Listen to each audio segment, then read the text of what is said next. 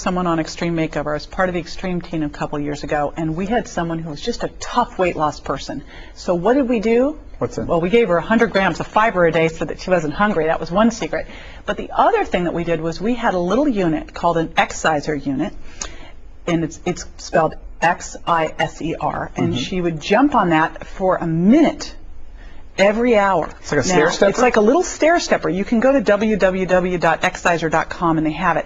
You step on it. We would have her get on that and push as hard as she could for a minute. 1 minute. Yeah, if she could go past a minute, I made her do it harder because I wanted her to absolutely fatigue in 30 to 60 seconds.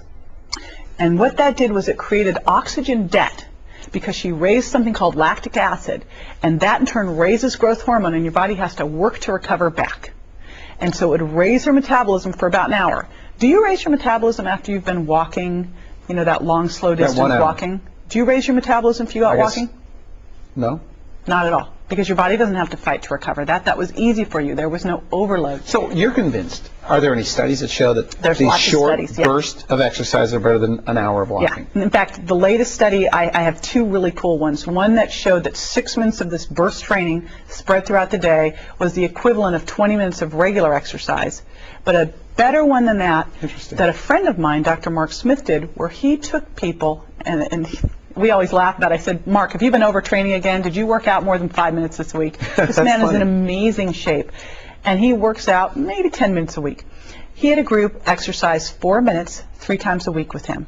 They got on that little unit and they did this movement with dumbbells where they pushed their arms up and did bicep curls. Okay. So they did the movement with dumbbells and the foot movement. So now they've got coordination, balance. 4 minutes a day. 4 minutes, 3 times a week. Okay. Not every day. And at the end of 12 weeks, they'd lost body fat in inches. It was some amazing amount of inches, like 13 inches overall. Incredible. Okay. 12 minutes a week. And you just consider this. If every day for a month, you and I met at a football stadium where there were a ton of stairs, and I sat down at the bottom of the stairs and I had a stopwatch that went to 60 seconds, and I said, Randy, go. And you ran up those stairs every day, 60 seconds for a month. Do you think at the end of that month you'd be running up more stairs than you did at the beginning? Right. Sure. You got a training effect in 1 minute a day. So I have people do strength training. I have people do those bursts throughout the day, either by putting one of those units in their office where they trip over it if they have to get to the refrigerator. I mean, the best place to put that X-iser is right in front of your refrigerator, right? Or most people have stairs at the office. They can run up and down. So what's your message to those walkers that are walking for weight loss? Well, you're not walking for weight loss. But that's what at least you're not near the refrigerator. I mean, on a positive note, you're not on the refrigerator. Right.